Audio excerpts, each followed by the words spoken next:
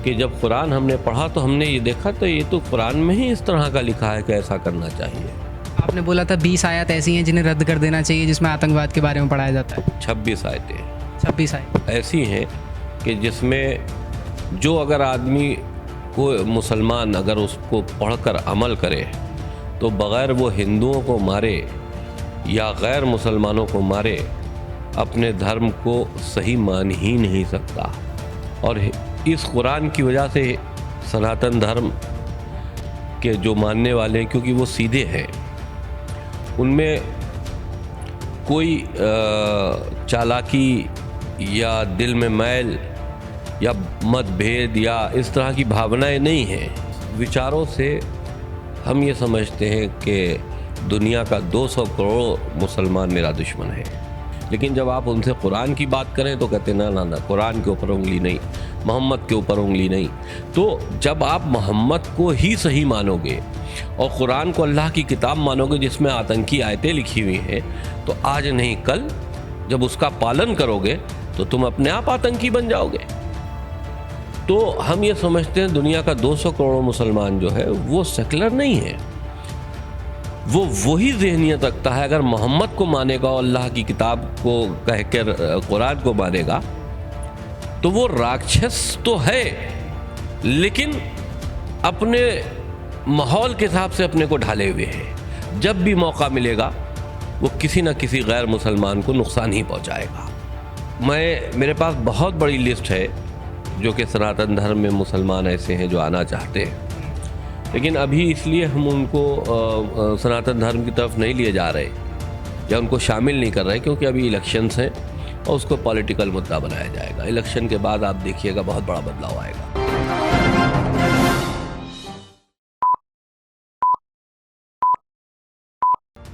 नमस्कार, मेरा नाम है उत्कर्ष गुप्ता और आप मेरे साथ देख रहे हैं क्राइम वीक न्यूज़। अभी हम एक ऐसी शख्सियत से मिलने वाले हैं जो कि बीते दिनों काफ़ी चर्चित रहे हैं, काफ़ी सुर्खियों में रहे हैं और सभी लोग उनके बारे में कहीं ना कहीं जानना चाहते हैं कि वर्तमान में क्या है, उनके मन में क्या था और क्यों इतने बड़े उन्होंने जो विचार बनाए और उसके बाद इतना बड़ा परिवर्तन देखने को मिला जो सचमुच में एकदम चौंका देने वाला था। तो हमारे साथ इस समय जितेंद्र नारायण त्यागी जी मौजूद हैं। पूर्व में इन्हें नाम से जाना जाता था, वो था सैयद वसीम रिजवी के नाम से इन्हें जाना जाता था और अब इनका नाम बदल गया है, क्योंकि ये खबर भी किसी से छिपी नहीं है कि इन्होंने धर्म परिवर्तन कर लिया था, जिसके बाद अब ये सनातन धर्म को अपनाने लगे हैं और हिंदू धर्म को अपना चुके हैं और उसके बाद अब जो है उसी की तरह रीति रिवाजों में। और अभी मैं बता दूं कि इस समय हम यति नरसिंहानंद सरस्वती जी का जो शिव शक्ति धाम है उसी शक्तिपीठ पर हम बैठे हुए हैं, जहाँ उनसे बातचीत करने की कोशिश करेंगे, वर्तमान के मुद्दों पर बात करेंगे और उनके मन की बातों को जानने की कोशिश करेंगे, क्योंकि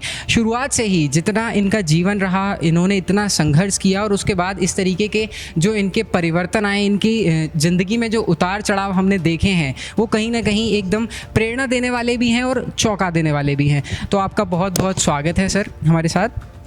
मेरा सबसे पहला सवाल आपसे ये रहेगा कि हमारे दर्शकों को आप ये बताएं कि आपने अपने जीवन में, जैसे कि मैं जब पढ़ रहा था तो मैंने आपके बारे में पढ़ा कि सबसे पहले आप सऊदी अरब गए, फिर उसके बाद जापान गए, फिर अमेरिका गए और फिर यहाँ वापस हिंदुस्तान आना और उसके बाद जो है इतना संघर्ष आपने अपने जीवन में किया, तो ऐसा क्यों रहा सर? सबसे पहला सवाल। देखिए, अचानक जब हम बहुत छोटे थे, मेरे फादर की डेथ हो गई थी और मैं उस वक्त 5th क्लास में पढ़ता था और घर में सबसे बड़ा था। तो उसके बाद धीरे धीरे जो हमारे थोड़े भी सोर्सेस थे पैसों के, वो ख़त्म होने लगे और सारी जिम्मेदारी बढ़ चढ़ कर हमारी माँ पर और मुझ पर आ गई। हमारी माँ ने रेलवे में नौकरी की, फादर की जगह उनको मिली और उसके बाद फिर उनका हाथ बटाने के लिए हमने भी इंटरमीडिएट करने के बाद नौकरी करने की सोची। इस सिलसिले में फिर मैं कई जगह मैंने नौकरी की और अपने परिवार को स्टैंड करने की कोशिश की। तो वो एक संघर्ष था परिवार के लिए। लेकिन जब बड़ा हुआ, उस संघर्ष के दौर से हमारा परिवार निकला और सारे भाई वगैरह जितने हमारे 2 भाई छोटे और हैं वो अपने पैरों पर खड़े हो गए। बहन की शादी हो गई। उसके बाद फिर समाज की सेवा के लिए हम आगे आए। मैं पार्षद भी रहा 2 बार और वक्फ बोर्ड में मैं सदस्य रहा, फिर 4 बार अध्यक्ष रहा वक्फ बोर्ड का। राम मंदिर का मामला आया। राम मंदिर से पहले हम किसी भी धर्म में कोई धार्मिक रुचि नहीं रखते थे, ना इस्लाम के जिसमें हम पैदा हुए उसमें, ना और किसी धर्म में, क्योंकि हम सबका आदर सम्मान करते थे। हमारे लिए किसी मंदिर में चले जाना, किसी गुरुद्वारे में चले जाना या मस्जिद में जाना सब बराबर था। तो जब राम मंदिर के मामले में हमने अपना पक्ष रखा पूरा केस स्टडी करने के बाद, क्योंकि मैं शिया वक्फ बोर्ड का चेयरमैन था और राम मंदिर में शिया वक्फ बोर्ड एक पार्टी था, तो हमने ये बात कही कि बग़ैर लड़ाई झगड़े के ये ज़मीन, क्योंकि जो इस तरह से केस है और जिस तरह से साक्ष्य मिले हैं, तो ये ज़मीन भगवान श्री राम का जन्म स्थान है और ये उनको दे देनी चाहिए। आपने बोला था कि सारी मस्जिदों को तोड़वा करके 9 जो मस्जिदें हैं उनको तोड़वा करके मतलब पूरे तरीके से सरेंडर कर देना चाहिए इस्लाम धर्म को। राम मंदिर पर बात हुई थी।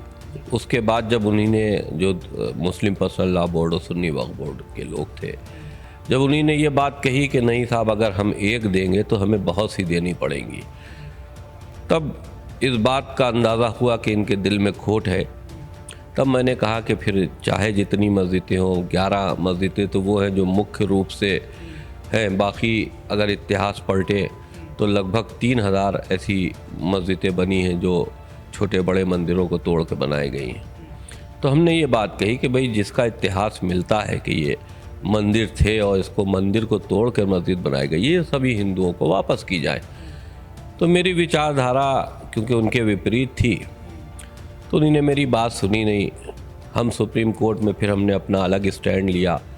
फिर ये एक धार्मिक झगड़ा चला और जिसके बाद से फिर मैंने इस मामले में पढ़ना शुरू किया, स्टडी करना शुरू की कि ऐसी मानसिकता क्यों रखता है मुसलमान, ये मुसलमानों में ही सिर्फ इतनी कट्टरपंथी मानसिकता क्यों है, क्यों ये दूसरे के माल को हड़प करना चाहता है, क्यों ये इतना सख्त हो गया है दूसरे धर्म वालों के प्रति।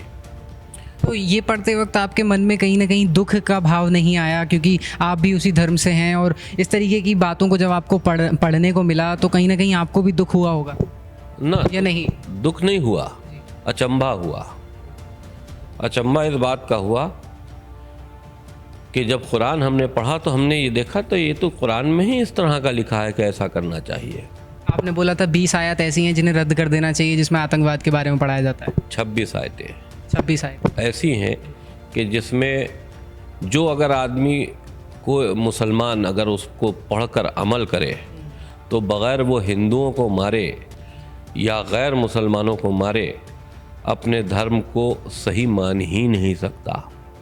अगर उस अल्लाह के निर्देशों का पालन शुरू कर दे, हर मुसलमान कर ही रहे, लेकिन अगर हर मुसलमान शुरू कर दे तो एक बहुत बड़ा गृह युद्ध हिंदुस्तान में हिंदू मुसलमानों के बीच में हो जाए।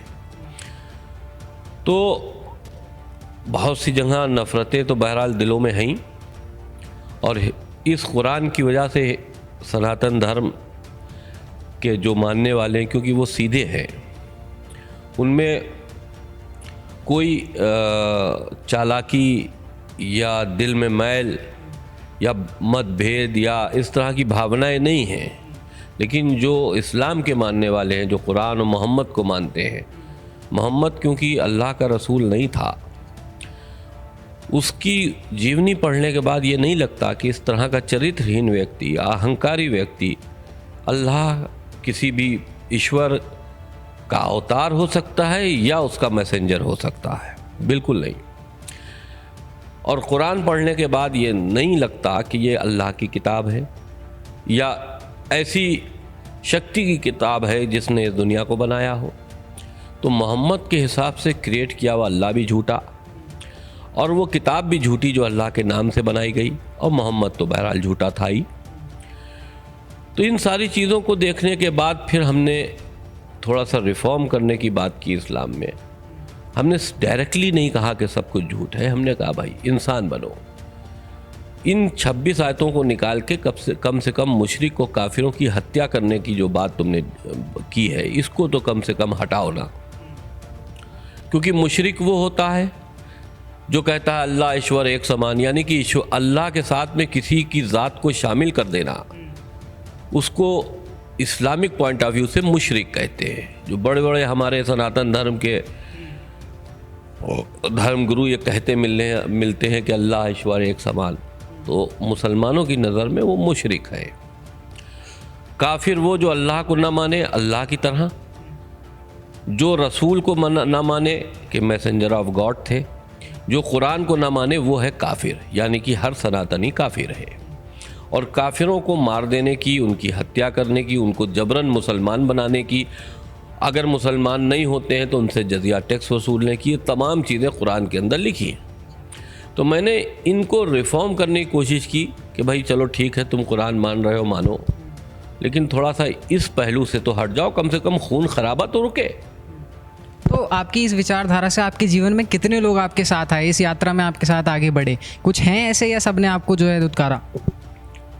इस विचारों से हम ये समझते हैं कि दुनिया का 200 करोड़ मुसलमान मेरा दुश्मन है, क्योंकि वो अल्लाह, रसूल, कुरान से हटकर बात नहीं करना चाहता। वो बात दूसरी है कि वो ये कहे कि नहीं साहब इंसानियत साथ रहना चाहिए और मिलकर रहना चाहिए, वो उनके अपने इस्लाम से हट के विचार है। लेकिन जब आप उनसे कुरान की बात करें तो कहते ना ना ना, कुरान के ऊपर उंगली नहीं, मोहम्मद के ऊपर उंगली नहीं। तो जब आप मोहम्मद को ही सही मानोगे और कुरान को अल्लाह की किताब मानोगे जिसमें आतंकी आयतें लिखी हुई हैं, तो आज नहीं कल जब उसका पालन करोगे तो तुम अपने आप आतंकी बन जाओगे। तो हम ये समझते हैं दुनिया का 200 करोड़ मुसलमान जो है वो सेकुलर नहीं है, वो वही ज़हनियत रखता है। अगर मोहम्मद को मानेगा और अल्लाह की किताब को कहकर कुरान को मानेगा तो वो राक्षस तो है, लेकिन अपने माहौल के हिसाब से अपने को ढाले हुए है।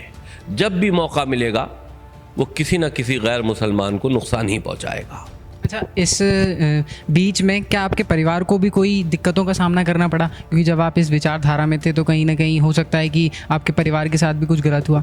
देखिए, हमारे परिवार जो है वो पहले से, क्योंकि हम पिछले 5 सालों से इस तरह की लड़ाई को लड़ रहे हैं, पिछले 5 सालों से वो हमारे विचारों से अवगत है। मेंटली रूप से उन्हीं ने हमें सपोर्ट भी किया है। और मैं ये कहूँ कि वो जो शियों में सैयद होते हैं वो कट्टरपंथी नहीं होते हैं, क्योंकि वो तो पहले से ही जुल्म के साए में जीते चले आए हैं, तो उनमें कट्टरपंथी विचार नहीं होते। तो हमारा परिवार तो यूँ भी कट्टरपंथी विचार नहीं रखता था। हमारी लड़ाई तो उन कट्टरपंथी विचार उन लोगों उनसे है जो कट्टरपंथी विचार रखते हैं। तो आज भी जब हमने इस्लाम को छोड़ दिया, हम चाहते तो नहीं छोड़ते, कोई ज़रूरी नहीं था कि हम सनातन धर्म को कबूल करें और कोई मजबूरी भी नहीं थी। हम तो अपने विचारों की लड़ाई लड़ रहे थे, हम तो जहाँ थे वहीं रह कर लड़ सकते थे। लेकिन देखिए, हर इंसान को ये ज़रूरी होता है कि ज़िंदा रहते हुए वो ईश्वर को प्राप्त करे। और सनातन धर्म के अलावा हम ये नहीं समझते किसी धर्म को भी फॉलो करके आप ईश्वर को या उस शक्ति को प्राप्त कर सकते हो जिसने दुनिया को बनाया है। जब तक कि अपनी आस्था को इंसानियत की तरह नहीं ढालोगे, ईश्वर कभी नहीं दुनिया में मिल सकता तुमको। तो सनातन धर्म को प्राप्त करने, सनातन धर्म को कबूल करने का मेरा मकसद यही था कि हम ईश्वर को प्राप्त करें। तो कहीं ना कहीं आप जो है सनातन धर्म के ग्रंथों का भी अध्ययन कर रहे थे, तभी आप उसको इतना जान पाए? बिल्कुल, क्योंकि हमारा अपना भी मानना यही है कि तुम दुनिया में किसी धर्म में पैदा हो, लेकिन जब तुम समझदार हो तो पहले समझो, दुनिया को समझो, मज़हब को समझो, धर्म को समझो, उसके बाद मानो। पैदा हो जाने का मतलब ये नहीं है कि तुम मुसलमान पैदा हुए तो अब तुमको चाहे जो भी विचारधारा हो तुमको मुसलमान ही रहना है। समझो ना कि मुसलमान आज इतना आतंकी क्यों है। इस बात को तो हर बच्चे को समझना होगा कि आज दुनिया में एक मुसलमान का जब नाम लो तो एक आतंकी विचारधारा पहले सामने आ जाती है। तो ऐसा क्यों है? तो उनको अपने मजहबी किताबों को समझना होगा, जैसे हमने समझा, उसके बाद तय करें। अगर वही समझते हैं कि किसी का खून खराबा धर्म के नाम पर, इस्लाम के नाम पर किसी से मतभेद या इस्लाम के नाम पर किसी की हत्या करना जायज़ है, तो ठीक है, वो उनका विचार है, वो रहे। लेकिन अगर वो समझते हैं कि इंसानियत सबसे बड़ा मज़हब है, तो इस्लाम को छोड़कर सनातन में आ जाना चाहिए हर उस बच्चे को, हर उस इंसान को जो इस दुनिया में इंसानियत कायम करना चाहता है। वर्तमान में जो सत्ताधारी पार्टी है वो कहीं ना कहीं हिंदुत्व के एजेंडे को लगातार फॉलो कर रही है, उसका निर्वहन कर रही है, और कहीं ना कहीं ये बात भी सामने आती है मीडिया रिपोर्ट्स में कि ये जो सरकार है, ये जो पार्टी है, ये इस देश को हिंदू राष्ट्र बनाना चाहती है। तो इसमें आपको क्या लगता है, क्या भारत को हिंदू राष्ट्र बना देना चाहिए क्योंकि एक सेकुलर कंट्री है? देखिए, भारत तो हिंदू राष्ट्र है ही, इसलिए है कि यहाँ बहुसंख्यक हिंदू हैं। दूसरी चीज़ ये, यहाँ की संस्कृति हिंदू है, और जो हुकूमत है, इस हुकूमत से हम मुतमईन सिर्फ इसलिए भी है कि ये मुसलमानों के वोटों से बनी हुई हुकूमत नहीं है। जो भी सियासी पार्टी मुसलमानों के वोटों से सियासत करके सत्ता तक पहुंचती है, वो हमेशा हिंदुत्व को कमज़ोर करती है और मुसलमानों को विकास नहीं करती। उनकी मानसिकता को बढ़ावा ऐसा देती हैं कि वो अपनी जो मकसद है उनका हिंदुस्तान में, गजवाए हिंद या आतंकवाद या ISIS जैसे विचार रखना या भारत को खंडित करना, ये जो उनके विचार हैं उनको बल देती हैं, क्योंकि वो उनके वोटों के सपोर्ट से हुकूमत में आती हैं। सेकुलर भाई हुकूमत कोई भी हो, आज भारतीय जनता पार्टी की जहाँ जहाँ हुकूमतें हैं या केंद्र में हुकूमत है, तो वो सबका साथ सबका विकास का नारा देती है। वो बात दूसरी है कि उनकी जिम्मेदारी तो हर हिंदुस्तानी की भी है, लेकिन इस बात को, उनको इस बात का एहसास भी है कि वो हिंदू वोट से हुकूमत में आए हैं। मुसलमान वोटों का उन पर कोई भी एहसान नहीं है, लेकिन वो अपनी जिम्मेदारी निभा रहे हैं। लेकिन मुसलमान इस हुकूमत से संतुष्ट इसलिए नहीं है क्योंकि उनकी वोटों से वो बने नहीं हैं। मुसलमान हमेशा यही तय करता है कि भाई हम अपने वोटों से जिताने वाली पार्टी को सत्ता में लाएं, और सत्ता की लड़ाई तो हमेशा बहुत पुरानी है। मोहम्मद के ज़माने में जब मोहम्मद ने एक एम्पायर खड़ा कर दिया आतंकवाद का, तो जो खलीफा थे उस सत्ता को हासिल करने के लिए उन्हीं ने मोहम्मद की लड़की को ही मार दिया। जिस इस्लाम में को लाने वाले मोहम्मद की लड़की इस इस्लाम में सुरक्षित नहीं, तो आप बताओ कि अगर इस्लामिक वोटों से बनी हुई हुकूमत हिंदुस्तान में हो जाए तो हिंदुस्तान की संस्कृति, हिंदुस्तान की बहु बेटियां या हिंदू धर्म कैसे सुरक्षित रह सकता है? क्योंकि आप एक फिल्म निर्माता भी रहे हैं, तो क्या बॉलीवुड से आप ये आशा नहीं रखते कि वो इस तरीके की पिक्चरों का निर्माण करे, या कभी आपने ऐसी आवाज़ उठाई एक फिल्म निर्माता के तौर पर कि ऐसी पिक्चरें बनाई जाएं या ऐसी फिल्में दर्शाई जाएं जो जनता के बीच में एक जागरूकता पैदा करें? देखिए, ये एक बहुत बड़ी इंडस्ट्री है, और ज़ाहिर सी बात है कि जो लोग इस इंडस्ट्रीज़ में अपना पैसा लगाते हैं तो वो ऐसी ही पिक्चर बनाते हैं जिससे उनको पैसे की प्राप्ति हो। धार्मिक रूप पे या जागरूक करने वाली पिक्चरों में सिवाय नुकसान के कुछ और होता नहीं है। हमने राम की जन्मभूमि बनाई, काशी टू कश्मीर बनाई, हमने श्रीनगर अभी अधूरी है, मैंने हेल्पलेस पिक्चर बनाई जिसमें पाकिस्तान में धर्म परिवर्तन को दर्शाया गया था। लेकिन इन सब पिक्चरों में सिवाय नुकसान के कोई दूसरा सामना नहीं हुआ। मैं इस पिक्चरों को लेकर कर्जदार भी हुआ, बहुत सी परेशानियों का सामना करना पड़ा, लेकिन पिक्चरों से वो रिटर्न नहीं हुआ। तो इसलिए कोई आदमी इस तरह की पिक्चरें बनाता ही नहीं है। वो तो वही बनाता है कि जिसमें उसका पैसा लौटे या उसको प्रॉफिट हो। तो अभी जो आपके साथ जुड़े हुए हैं, या आपका क्या एजेंडा रहेगा आगे आने वाले भविष्य के लिए, कि क्या जो आपकी विचारधारा से सहमत हो जाएं वो किसी और धर्म को अपना लें या इस्लामिक को छोड़ दें, या वो खुद से ही एक नया रिफॉर्म लाने की कोशिश करें ताकि इस्लाम धर्म जो है अपने आप सुधर जाए? देखिए, अब इस्लाम को रिफ़ॉर्म तो आप करने से कोई फ़ायदा है नहीं, और रिफ़ॉर्म के लिए पूरा इस्लामिक तैयार होगा नहीं। हम तो यही समझते हैं कि जो अब बच्चे हैं, जो अब नई पीढ़ी में कदम रखने की कदम रख रहे हैं, वो इस्लाम को समझें और सनातन को समझें। और अगर उनको लगे कि इस्लाम से अच्छा मज़हब सनातन धर्म है, इंसानियत पाई जाती है, मोहब्बत पाई जाती है, क्रूरता नहीं है, तो उनको सनातन की तरफ आना चाहिए। सनातन धर्म के लोग आंखें बिछाकर उनका इंतज़ार कर रहे हैं। मैं आया, मुझे सम्मान मिला, मुझे मोहब्बत मिली। मैं शुक्रगुजार हूँ सनातन धर्म के मानने वालों का, जिन्होंने मेरा स्वागत किया। और मेरे पास बहुत बड़ी लिस्ट है जो कि सनातन धर्म में मुसलमान ऐसे हैं जो आना चाहते हैं, लेकिन अभी इसलिए हम उनको सनातन धर्म की तरफ नहीं लिए जा रहे या उनको शामिल नहीं कर रहे क्योंकि अभी इलेक्शंस हैं और उसको पॉलिटिकल मुद्दा बनाया जाएगा। इलेक्शन के बाद आप देखिएगा बहुत बड़ा बदलाव आएगा। ये बहुत बड़ी बात आपने कह दी है, भविष्य की जो है सामने आएगी, तब देखा जाएगा। आखिरी प्रश्न मेरा आपसे यह रहेगा कि क्या आगे आने वाले समय के लिए आप कुछ ऐसी तैयारियां कर रहे हैं, जैसे सनातन धर्म के बारे में ज़्यादा पढ़ रहे हैं, या दैनिक दिनचर्या में आपने क्या कुछ बदलाव किए हैं, पूजा पाठ या परिवार में क्या कुछ बदलाव किए हैं? क्योंकि इस्लाम धर्म में मैं समझता हूँ कि दीवारों पर तस्वीर और जो उनकी आयतें लिखी हुई होती हैं वो सारी चीज़ें टांगना, चादर चढ़ाना और मंदिरों में ना जाना, अब आप मंदिर में जा रहे हैं, क्या कुछ बदलाव किए हैं पूजा पाठ से संबंधित? देखिए, मैं पूरी तरह से सनातनी हूँ। त्यागी फैमिली ने मुझे अडॉप्ट किया है, तो मैं जात से त्यागी हूँ। मंदिर भी मैंने अपने घर में बनाया है, उस पर किसी हमारे घर वाले को एतराज़ नहीं है।